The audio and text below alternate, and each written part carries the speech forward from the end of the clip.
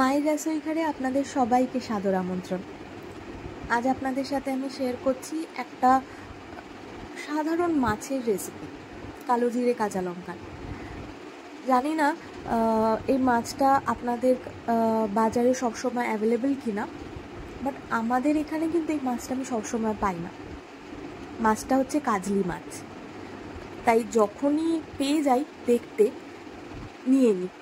আমি ভীষণ ভালোবাসি, আমি এমনি মাছ খুব ভালোবাসি, তার মধ্যে এই মাছটা আমার ভীষণ পছন্দের।